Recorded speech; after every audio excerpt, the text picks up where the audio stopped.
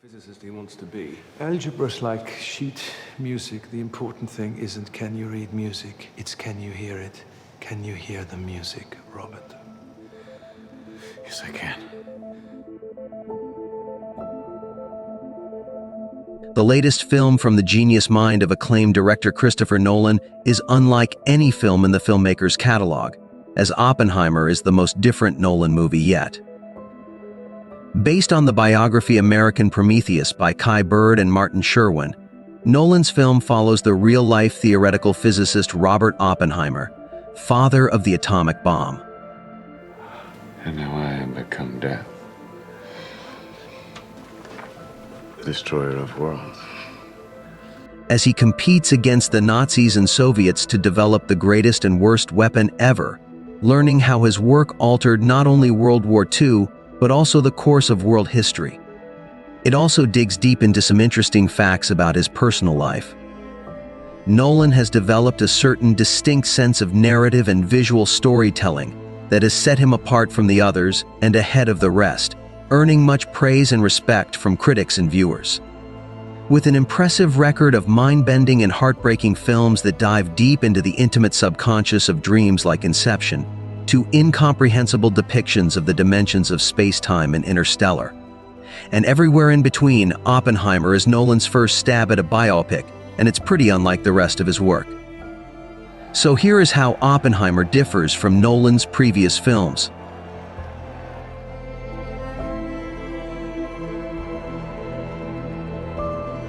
Many of Nolan's films feature either original characters, like in Inception and Tenet, or adapting previously established characters like through his Dark Knight trilogy. Nolan has told fictional stories through versions of real people, like Nikola Tesla in The Prestige, or real stories through fictional characters, like the historical events in Dunkirk.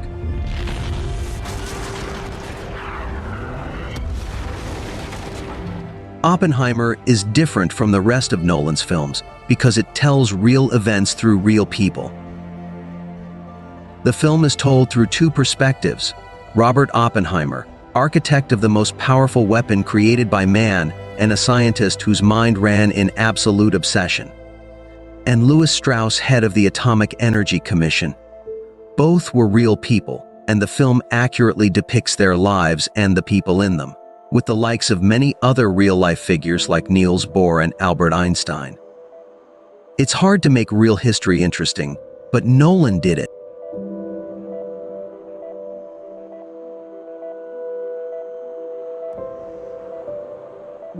Oppenheimer is 3 hours long, which itself is pushing for Nolan films, while many of his films have gotten close to 3 hours, as both The Dark Knight Rises and Interstellar were over 2.5 hours long. He had never made one at 3 hours. After 2 hours, beautiful music and stunning imagery that brings the first detonation of the bomb to life in an incredible moment in the world and cinematic history, it's not over. The film is only entering the third act. The creation of the bomb is told in retrospect by Oppenheimer and Strauss, both at different legal hearings. Oppenheimer is defending himself against claims of communist sympathy and possible treason, and Strauss is trying to sell himself to the presidential cabinet. Both must defend and prove themselves worthy in order to get the power they want to control the bomb. While legal dramas have gone out of fashion as mainstream blockbusters, Nolan might have revived the genre.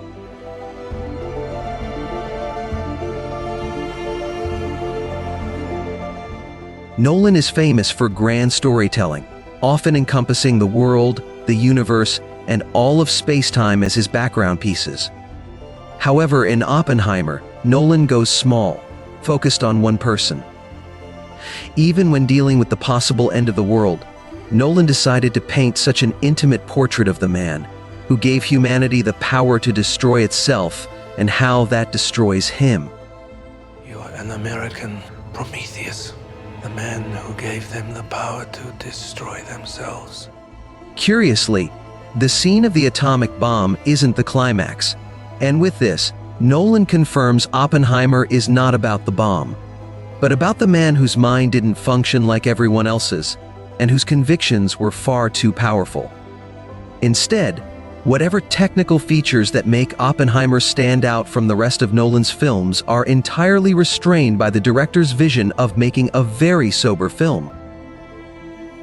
The work by Hoyt van Hoytema in cinematography is impressive, given that the work of one of cinema's iconic cinematographers isn't usually oriented towards exploring a man's deconstruction. Yet Nolan restrains the cinematographer's work to be a great reflection of beautiful chaos, sometimes shot in black and white IMAX film. Oppenheimer is the first film to include this.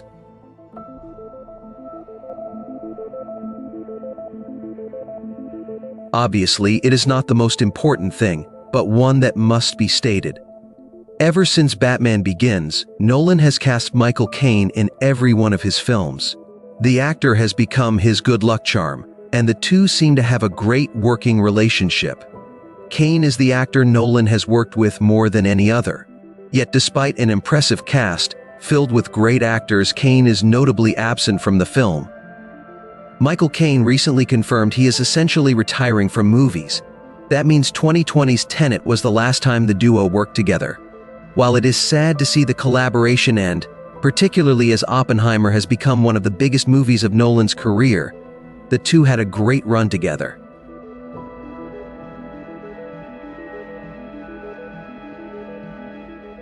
Initially, most viewers are confused by Nolan's films, so they must re-watch them several times in order to understand what is even going on with anything. That's usually the acclaimed filmmaker's style of directing and editing, flashing back and flashing forward to different points in time in the story, resulting in complex and layered storytelling that makes for big plot twists that change almost every single little bit in the whole dang thing. Nolan doesn't mind that people don't get his films, apparently saying there's no need for everyone to understand everything. Oppenheimer employs much of Nolan's famous narrative style, switching between three different sets of times and locations: the Los Alamos development and testing site during the 40s, Oppenheimer's security hearing in the mid-50s, and Strauss's confirmation hearing in the late 50s. Almost constantly alternating perspectives between Oppenheimer and Strauss, with many other characters playing significant roles with important contributions that help shape the story.